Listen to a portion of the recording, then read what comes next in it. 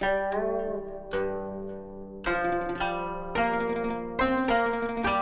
are iridescent, translucent miniature works of art, each hand-carved in mother of pearl.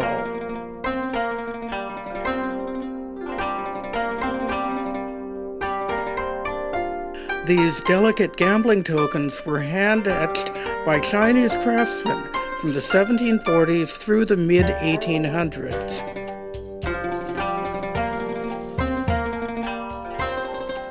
They proved to be highly popular among European royalty and upper-class families, especially in Great Britain.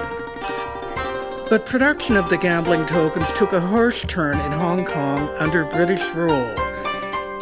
It is a history many modern-day Chinese Americans either know nothing about or wish to forget. I talked to every elderly Chinese. I made sure they were the elderly ones because the younger ones wouldn't have a clue. None of them even heard about the gaming chips. And I showed it to them and they say, I don't know any, I've never seen one. Dr. Elizabeth Blanchard first learned about these Chinese tokens when her husband, the late Delta College president Dr. Joseph Blanchard, bought her a necklace in Hawaii. And he was roaming around one day, the jewelry store, and they had this piece of beautiful mother of pearl game chip. He bought it and gave it to me as a present. And I said, gee, it's beautiful. What is it? He says, well, they told me it's Chinese. Don't you know anything about it? I said, no. So we both went back to the jewelry store to get the history. The British ruled Hong Kong from 1842 through the late 1990s. In earlier years, they dominated the island under a double standard that gave Europeans preferential treatment and local inhabitants few, if any. An 1843 government proclamation stated, "Hereafter all Chinese, besides the usual watchmen, are forbidden to walk the streets after 11 o'clock at night, and whoever shall violate this prohibition shall be arrested by the police." The elite Hong Kong British, who loved gambling, commissioned local craftsmen to create personal gambling chips to use in their games, since gambling for cash was illegal. They were craftspeople, but we used the word coolies because they were treated as coolies. They were not treated as outstanding craftsmen. And what the English people would do, they don't even come in contact with the craftsmen. They were treated like scumbags, excuse the words. They were spat on. They wouldn't even look at them. When they pick up the chip, they wouldn't even look. I understand with the Chinese, they would have to turn the face or give it to their handyman.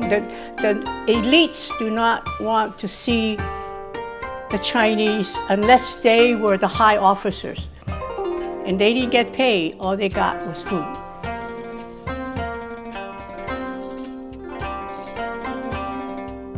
Each British official had their own set of chips, with different values represented by the size and shape of the tokens. These tokens included family crests and initials, but the artwork was designed by the craftsmen.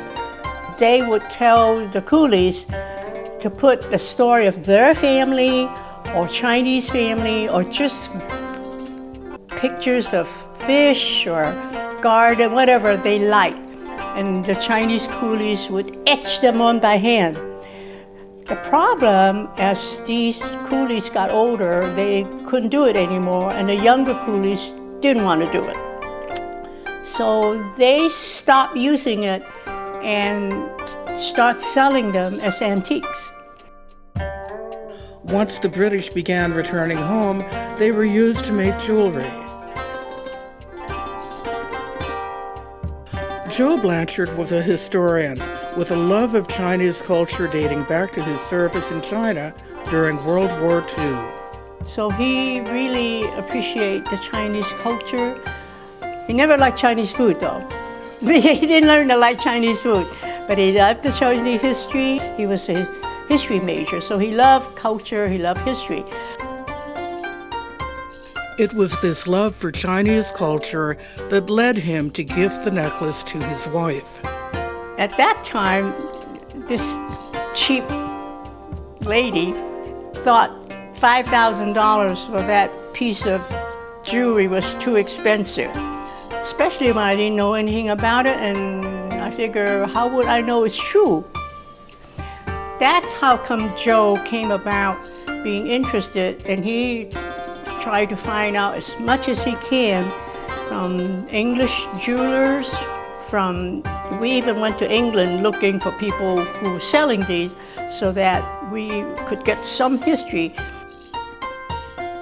But Elizabeth Blanchard could never bring herself to wear that necklace. I didn't appreciate for whom they were made at the time and why they were made, so it's hard for me to appreciate it on my neck, because I know how hard it was for the people, the craftsmen, that were not treated well, that made these.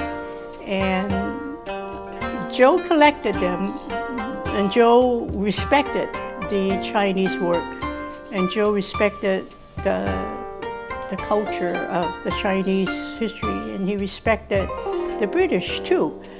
So with Joe, it was a whole different approach to appreciating, collect them then as unique antique pieces.